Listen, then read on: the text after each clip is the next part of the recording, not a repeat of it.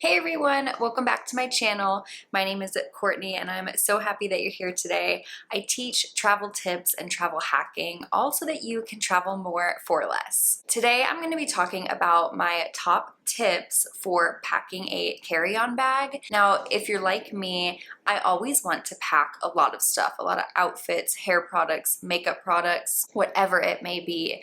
But I've noticed over the years, my travel is so much more simple when I pack lighter. So today I'm going to share with you 8 tips on how you can pack for an overseas trip in a carry-on bag. Now, I have traveled to countless countries. I've even been to Europe in the winter for 2 weeks in a carry-on bag. So believe me, if I can do it, you guys can do it too. Make sure to subscribe to my channel so you're notified the next time I post a video, and let's go ahead and get started. Also, we have a special guest today. So my first tip is to try everything on before you pack it in your suitcase. A lot of times we will have a new outfit or a dress we've always been wanting to wear, so we pack it thinking, oh, we might wear it on vacation, but then you never end up wearing it. If you don't like the outfit at home, you're definitely not going to like it while you're on your trip. So I make a rule that before any piece of clothing goes into my bag, I try it on first, make sure it fits, make sure I actually like it, make sure it matches with whatever else I'm bringing. Try your clothes on before you pack them in your suitcase. My second tip is to use packing cubes, and to be honest, I was not a believer in packing cubes for the longest time. I figured if you're putting everything in the same suitcase, whether you have a packing cube or not, it's the same amount of stuff. Like, it's the same, we're working with the same amount of square footage, right? So I didn't really see their purpose, but oh my gosh, talk about a game changer when I actually started to use them. So I actually use them for 2 purposes. The first being organization. I will organize my clothes based on the packing cube that I put them in. For example, I'll keep all my gym clothes and workout clothes in a separate packing cube, and then I'll keep all of like my nice dresses in a different packing cube. And it just helps when I get to my destination, instead of having to just throw everything out or like look through the entire suitcase. I know, oh, the orange packing cube is for my dinner outfits, and the yellow packing cube, my bras and underwear and socks. Helps keep me organized. The second benefit is that they literally save space. Like, I do not understand how they do it, but it saves so much space. It really does compact your clothes. It truly does save me so much space, from the organization piece of it to just compacting everything and forcing myself to like neatly fold it.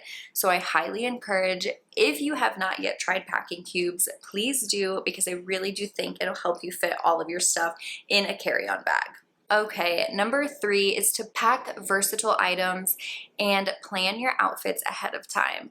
This is something that does take a little bit of time, and it does take a little bit of organization, but if you're excited about your trip, I love the days leading up to leaving for a vacation or a trip or whatever it is, because there's so much anticipation of going to the store and like picking up last minute travel sized items and deciding what you're gonna wear, and you're just like, there's all this excitement in the air. So I use that anticipation to motivate me to try outfits on. Like I said in my first tip, everything fits and I like it, but then to also plan those outfits out. So for example, I like to bring versatile items.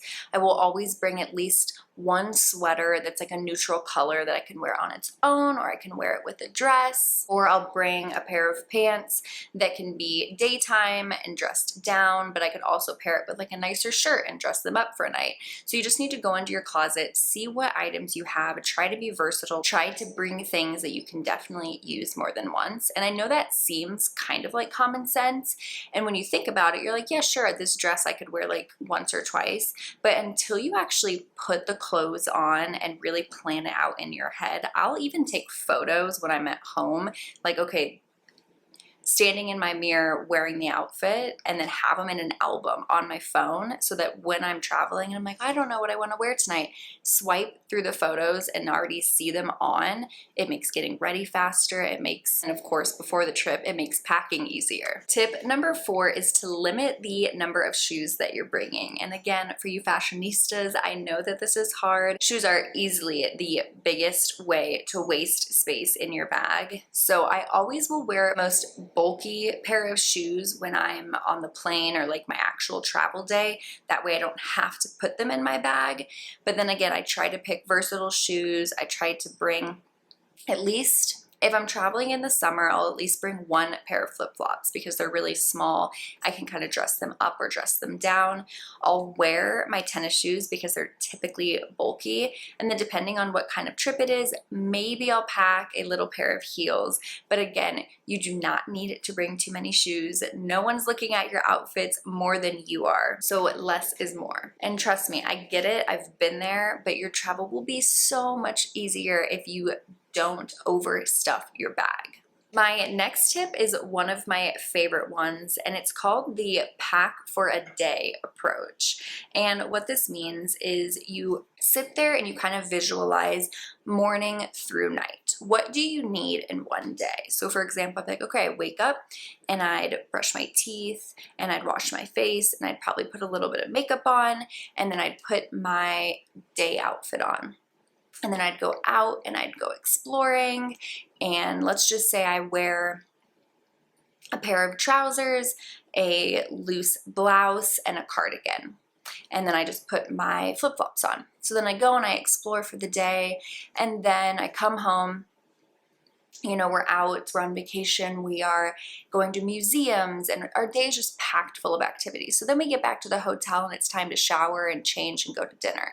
So I take my shower and then I change into my dinner clothes, and I just slip a dress on, and then I put the same cardigan on, and I just keep my little slides on because they're cute and we're just going out for a casual dinner. Maybe I have my curling iron and I put some curls in my hair, spray some perfume, we go out to dinner, we have a lovely time. Then I come home from dinner. We're exhausted because we've been traveling all day, sightseeing and having a great time. So I wash my face, I put my pajamas on, and I go to bed.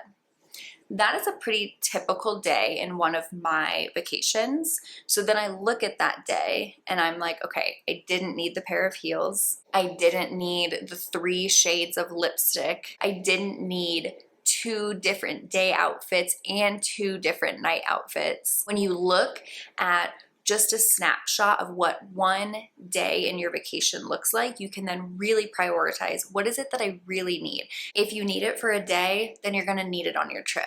But if you just have that one item, like that really beautiful bright yellow jacket that you just never wear when you're at home, but maybe you'll wear it on vacation, you probably don't need to bring it. So when you're packing, walk yourself through a typical day on a trip. What do you need in that one day?